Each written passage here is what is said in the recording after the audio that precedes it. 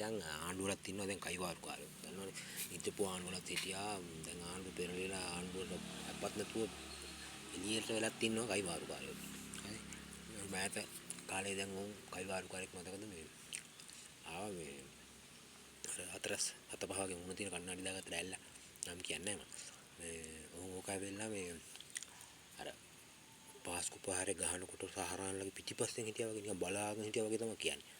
ඒ වගේ මම වාර්තා ලියනකොට මේ පිටිපස්සෙන් දැන් අර ඇස්පිරි අඩු වෙනකොට කියන්න ඉන්න එක වගේ තමයි ඌ ඇවිල්ලා වාර්තා ගැන කියන්නේ. බලහංක පොඩ්ඩක් මාධ්‍ය සාකච්ඡා තියලා මේ මාධ්‍යයද ඉතින් අර මයික් කැටිය ගහලා එළියට දාලා මේ පෙන්නනවා.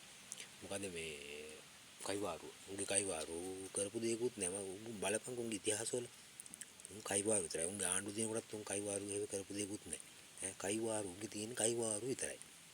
වැඩක් කරලා නැහැ. බොරුව. තනි කර බොරුනේ. පාස්කු පහරේ පිටිපස්සේ ඉඳගෙන ලියපු වාර්තා පිටිපස්සේ ඉඳන් බලාගෙන ඔහොම ලියනකොට ඔහොම බලාගෙන ඉඳලා වගේ තමයි මේ කියන්නේ අපි මේ පාස්කු පහරේ මෙහෙමයි අපි ගේනවා මෙහෙම දවස් දෙකකුත් දෙනවා තව දවස් දෙකකුත් දෙනවා අපි දවස් දෙකකින් ඔයාලට එළියට දානවා එහෙම කියලා කියනවා. දැන් මම ළඟදී කන්ටේනර් කේස් එකකුත් ආවේ. කන්ටේනර් එක බඩු පටවනකොට ඒ රටින් පටවනකොට බලන් හිටියා වගේ තමයි කියන්නේ. බානකොට මේක බෑස් එක ගණන් කරා වගේ එක්කලන් එක. ඒ විදිහට තමයි මචං මේ තංග පුතු මේ කියන්නේ වගේ කයිවාරුකාරයෝ ඉන්නවා. ඉතින් ඒ කයිවාරුකාරය ඊට පස්සේ මාසයක විතර සද්ද නැහැ බලහංකෝ දැන්.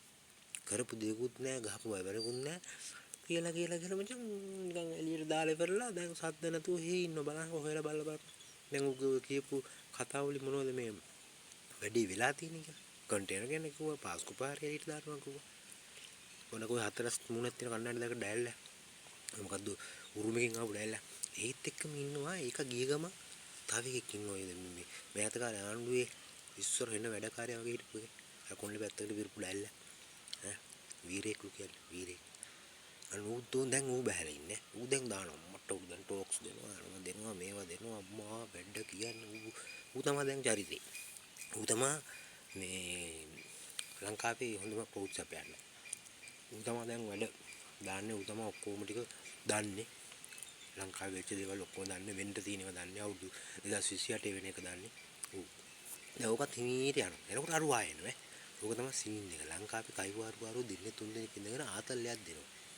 කිසි වැඩක් කරලත් නැහැ. කරපු දෙයක්වත් නැහැ. හැබැයි කයිවාරු ටික නම් ගහලා තියෙනවා නහුතේ. කවුද කියලා උඹලා දන්නේ නැතිනේ හොයලා බලපල්ලකෝ.